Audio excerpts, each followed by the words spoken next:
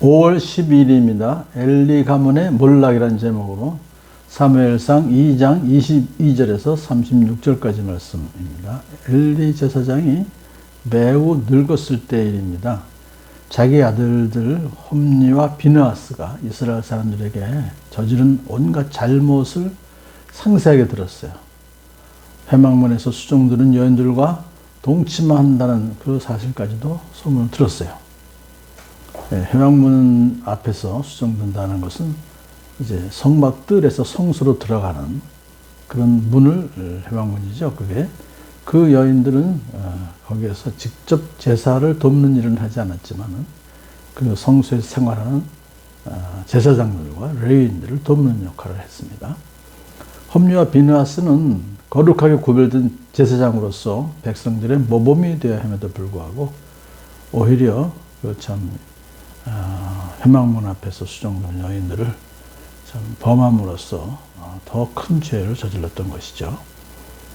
그것은 바로 하나님을 심히 욕되게 하는 그런 행동이 분명했습니다. 엘리가 그런 소문을 듣자 두 아들을 불러서 야단칩니다. 너희가 어쩌자고 그런 짓을 하느냐? 이놈들아, 당장 그쳐라. 그렇게 호통을 쳤어요. 하지만 그 다음에 뭐라고 그랬냐면 주님의 백성이 이런 추문을 옮기는 것을 내가 듣게 되다니 두려운 일이다. 엘리가 아들들을 책망은 하고 있지만 그들로 하여금 죄로부터 돌이키게 하기엔 너무나도 미흡한 한탄조의 설교에 지나지 않았습니다. 당장 제사장직에서 파면시켰어야 마땅했죠. 그렇지 않고 무기력하게 한탄이나 하고 있는 것은 엘리 제사장이 자신의 가문에서 제사장직이 단절될까 봐 두려워했기 때문일 수도 있습니다. 엘리는 아들들에게 하나님께서 심판하시기 전에 죄를 회개해야 된다 꾸짖었지만 그들은 아버지 말을 듣지 않았어요. 왜냐하면 주님께서 이미 그들을 죽이려고 하셨기 때문이다.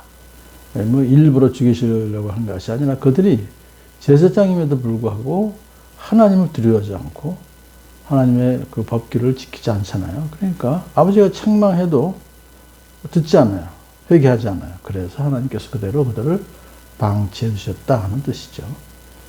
한편 어린 사무엘은 커갈수록 주님의 사람들에게 더욱 사랑을 받는 대조적인 엘리의 두 아들과는 정반대의 삶을 살고 있었다. 이것을 꼭 이렇게 기록에 남기는 것은 엘리 집안이 몰락해도 다른 대안이 있다. 하나님께서는 그런 뜻이세요. 자, 하나님께서 이제 선지자를 보내셔서 엘리 집안이 망하게 될 것을 예고하십니다. 하나님의 사람이 엘리를 찾아와서 하나님의 말씀을 대언합니다. 나 주가 말한다. 내가 너희 가문을 너희 조상 아론과 또 너희 가문을 제사장으로 삼아서 나의 제단에 올라와서 분향하게 하고 에봇을 입고 앞으로 나와 내 뜻을 듣도록 하지 않았느냐. 그런데 어찌하여 너희는 나의 처소에서 나에게 바치라고 명한 나의 재물과 예물을 멸시하느냐. 어찌하여 너는 나보다 내 자식들을 더 소중하게 여겨서 재물 중에서 가장 좋은 것들만 골라다가 스스로 살찌도록 하느냐.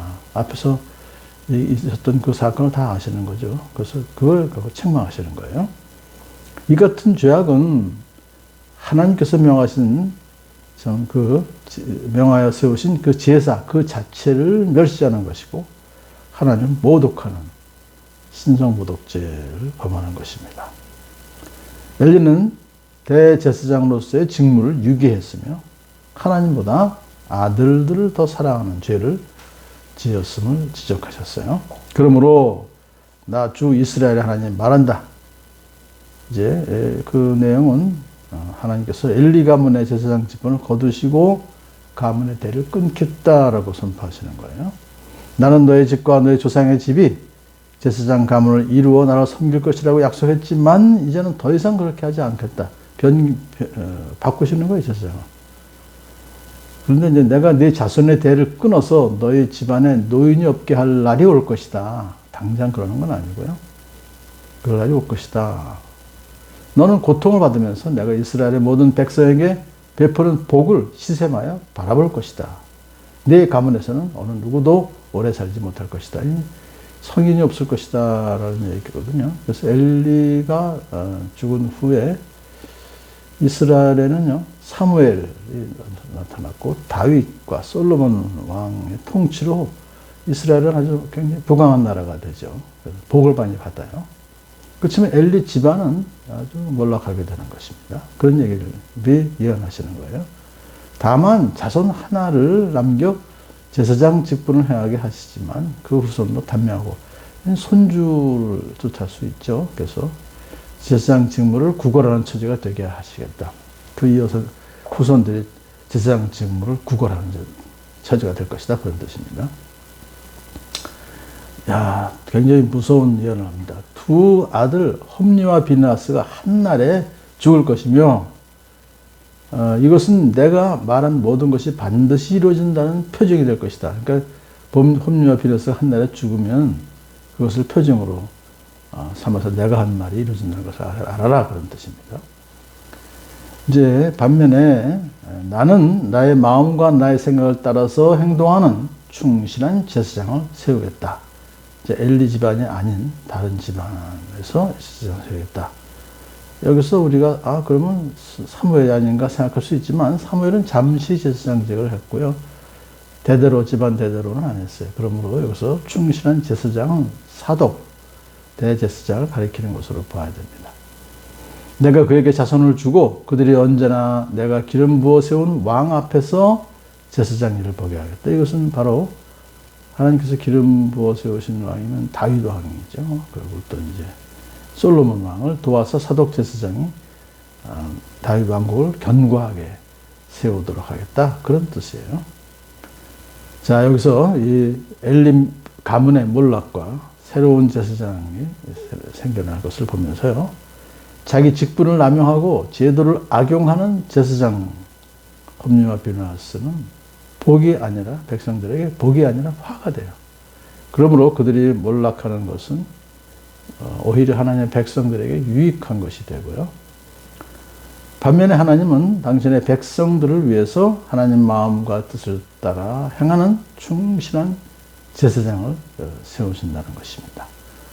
사독 제사장을 세워서 다윗 가문과 또 그 이후에도 계속적으로 대제사장직을 수행하여서 하나님 나라를 든든하게 세워갔다는 그런 말씀을 이미 예언하셨고 또 그대로 이루어 주셨습니다. 오늘도 엘리 가문이 몰락하는 원인은 하나님 말씀을 무시하고 하나님 멸시하는 신성 모독죄까지 지어서 결국은 하나님께서 그들을 유기해서 몰락하게 하시는 그 사건을 보면서 우리가 오늘도 하나님의 큰 사랑과 하나님의 그 분명히 공의 하나님이신 사실을 또 다시 한번 깨닫는 복된 하루 되기를 축복합니다.